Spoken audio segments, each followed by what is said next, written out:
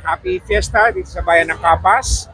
Nagpapasalamat ako sa lahat ng mga tumulong para maging successful lahat ng events para sa pagpapasaya sa Bayan ng Capas. So sa inyong lahat, Happy Fiesta!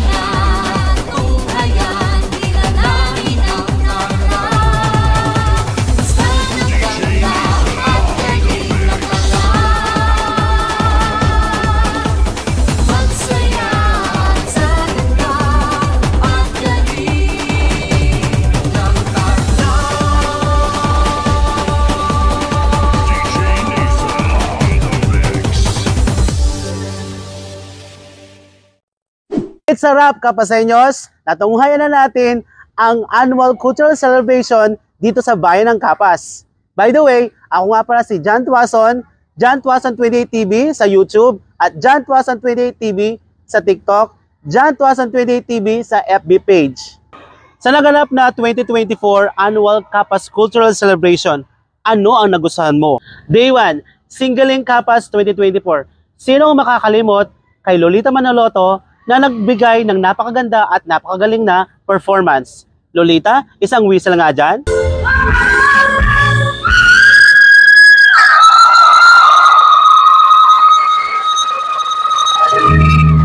Hindi naman nagpauli ang pambato ng Chris Ray na si Jay Waters na siyang nag-uwi ng kampyonato. Hindi nalalayo ang tunay na mundo. Maraming nabuhay ng tulato, nabuhay ng ganda.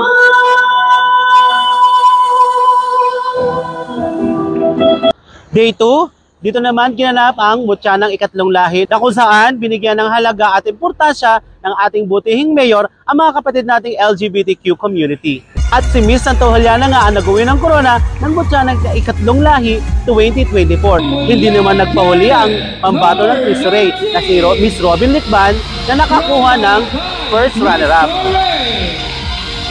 At narito pa ang mga iba pang kaganapan sa Mutya ng Ikatlong Lahi 2024. Ikatlong Lahi, ito yung isang paraan para mailabas nila yung kanilang mga talento at kagandahan ng mga LGBTQ dito sa Bayan ng Capas. Thank you, Mayor. Itagay mo na dyan. Thank you! Number 1, O'Donnell, Santa Lucia. 3, Cristo Rey. Cristo Rey. Wow. Kut First. Kut First. And syempre, Santo Rosario. Thank you. Day 3, dito ginanap sa Barangay Santo Rosario ang Ginoong Kapas 2024. At si Mr. O'Donnell nga ang nagawin ng corona para sa Ginoong Kapas 2024. Ito pala ang mga iba pang kaganapan mula sa gabing iyon.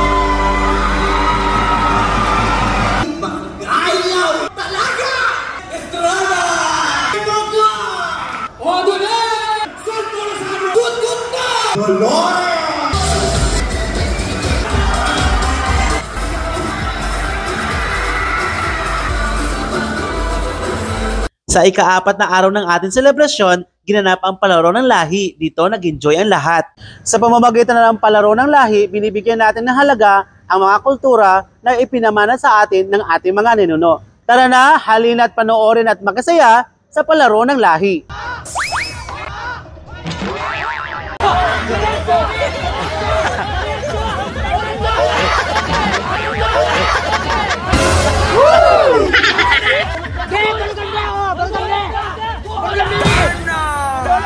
Barangay! Nando ka rin sa gandang magulo, pero lang gulo, marugulo. Naibitan mo! Lami mo! Lami!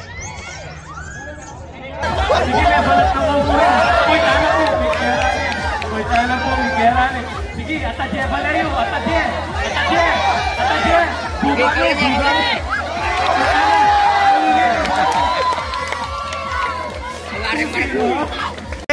Nang bilyari, may sambot. Ako tanggap na nga. Na? Ay? Mare!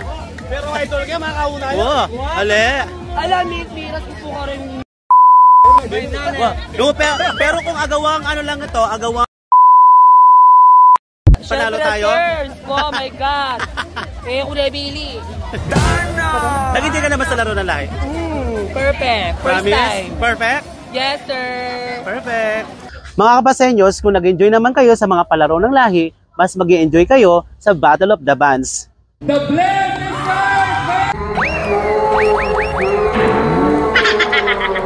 At naiuwi naman ng bandang Blend Desire ang Grand Champion sa ginanap na Battle of the Bands noong Day 5, September 10, 2024. Tara na at makikanta sa mga performances ng mga sumaling banda sa Battle of the Bands.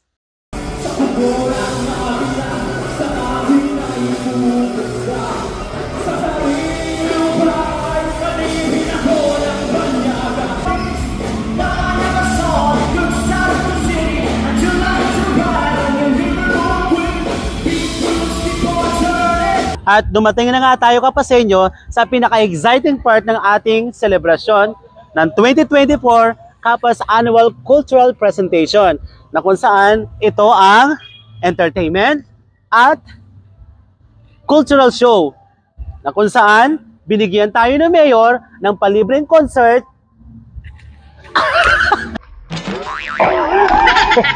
kung saan binigyan tayo ni mayor ng palibreng concert ni Yang Constantino at iba pang mga stand-up comedian from Manila. Kaya ka ba sa inyo, sabay-sabay natin panoorin ang mga kaganapan noong cultural and entertainment show.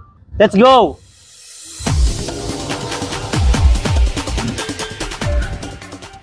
Dan Tuason TV, hello.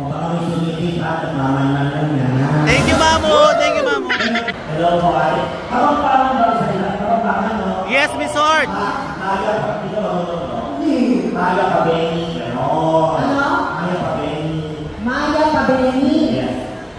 Morel.